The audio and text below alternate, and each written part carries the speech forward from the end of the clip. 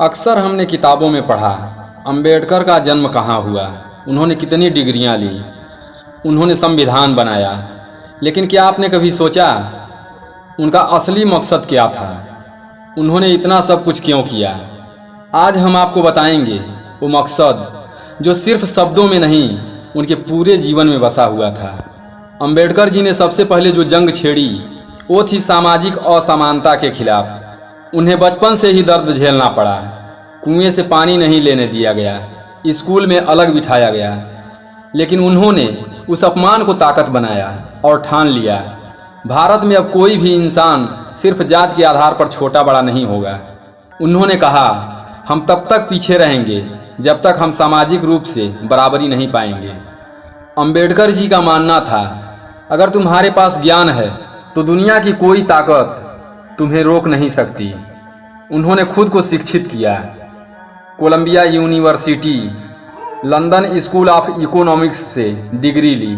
लेकिन ये सिर्फ उनकी जीत नहीं थी, ये एक पूरे समाज के लिए उम्मीद थी। उन्होंने कहा था, शिक्षित बनो, संगठित बनो, संघर्ष करो। और यही नारा आज भी लाखों युवाओं की प्रेरणा है। जब भारत आज़ाद हुआ तो संविधान बनाने की जिम्मेदारी अंबेडकर जी को दी गई। लेकिन उन्होंने सिर्फ कानून नहीं बनाए, उन्होंने हर वर्ग के लिए सुरक्षा का कवच तैयार किया जो सदियों से शोषण का शिकार रहा। उनका मकसद था एक ऐसा सिस्टम बनाना जहां कोई भी व्यक्ति जाति, धर्म, लिंग, भाषा के कारण पीछे न रह जाए। उन्होंने संविधान में आरक्षण को एक अस्थायी समाधान के रूप में रखा ताकि न्याय हो सके, बराबरी हो सके। बाबा साहेब डॉक्टर भीमराव अंबेडकर जी का जीवन सिर्फ किताबों और भाषाओं तक सीमित नहीं था, वो उनकी आवाज़ बन गए जिनकी कोई सुनवाई नहीं थी।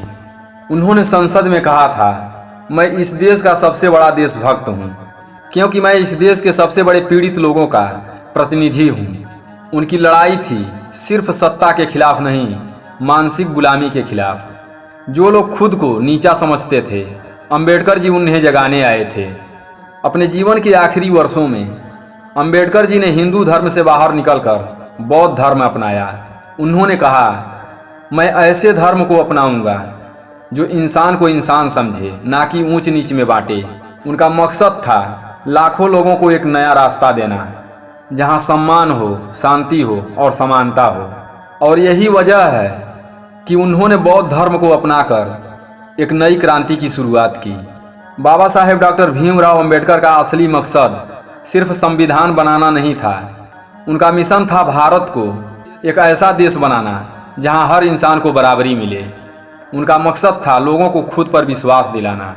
आज अगर आप खुलकर बोल पाते हैं, पढ़ सकते हैं, सोच सकते हैं, तो उसके पीछे बाबा साहेब डॉक्टर भीमराव अंबेडकर की सोच, संघर्ष और संकल्प है। अगर आपको ये वीडियो प्रेरणादायक लगी हो तो इसे ज़रूर शेयर करें और कमेंट में लिखें, जय भीम, मैं भी बराबरी का भारत चाहता हूँ। तो दोस्तों, डीजी मोटिवेशन पर ऐसे ही क्रांतिकारी विचारों के साथ फिर मिलेंगे। तब तक याद रखें, सम्मान मांगने से नहीं, हक छीनने से मिलता है।